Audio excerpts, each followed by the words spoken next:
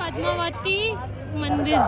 అటువంటి వైభవోత్సవాలలో బ్రహ్మోత్సవాలలో భాగంగా ఈనాడు శ్రీరామావతారాన్ని సంస్కృతంలోకే గుణవాన్కశ్చ వీర్యవాన్ ధర్మజ్ఞశ్చ కృతజ్ఞశ్చ సత్యవాక్యో దృఢప్రియః అని వాల్మీకి మహర్షి నారద మహర్షులు వారిని అడుగుతారు.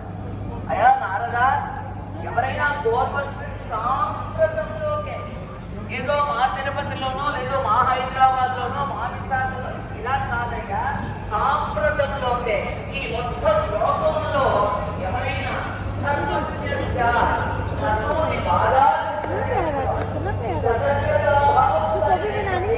సత్యమే బలాత్మకంగా కలిగినటువంటి వాడు ఎవరైనా ఉన్నారా అంటే అప్పుడు నారద మహర్షులు వారు చెప్పారు, ఏమయ్యా దశరథ మహారాజు యొక్క కుమారుడు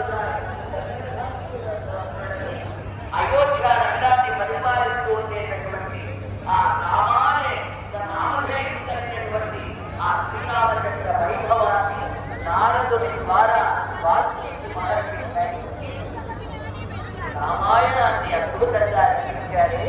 వేదవేదే బలే ముక్తి గాతే దశరథాత్మకే వేద ప్రాచేత సాక్షాత్ రామాయణం అంటే ఏంటి? శ్రీమద్ వాల్మీకి రామాయణం అదే మనకి మూలం కనుక ఋషులను తెలుసుకోవాలి అంటే రామాయణంలో భాగవతంలో శ్లోకమైన చదవాలి. ఇంట్లో ముందుగా రామాయణం శ్రీరామ రామ రామే రమే రామే మనోరమే సహస్రనామ తల్లుర్యం రామనామవరామని అని అంత అద్భుతమైనటువంటి ఆ రామాయణ గ్రంథాన్ని అందించినటువంటి వాల్మీకి మహర్షి సాక్షాత్తు రామాయణమే వేదముగా అవతరించిందన్నారు. ఆ వేదముల చేత చెప్పబడే పరమపురుషుడే ఈనాడు రాముడిగా మొదట రాముడిగా మనకి చక్కగా దర్శనమిస్తూ ఉన్నాడే అమ్మవారి రామచంద్రమూర్తి వారిగా దర్శనమిస్తూ. ये जो उधर हो रहा है वो दिखा रहे इधर पालकी, उधर पालकी हो रही है. అటువంటి ఆమె యొక్క ఆ దృష్టి ఆ పద్మనయనైనటువంటి తల్లి మనల్ని చక్కగా అలరిస్తూ ఉంటుంది. ఆ దృశ్యములు చూడండి, కోలాట దృశ్యములు. అమ్మ యొక్క సేవ నిరతి కోసం, సేవ వైభవం కోసం వారు నిరంతరం శ్రమిస్తూ చక్కగా వేస్తూ ఉన్నారు.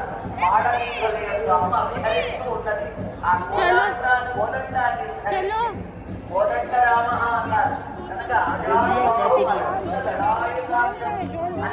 స్వామివారిని మనం స్తోత్రం చేస్తూ ఉంటాం.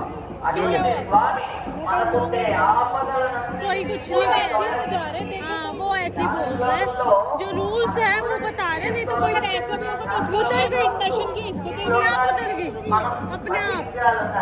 आई नोजी से भरी हुई है ये नोजी.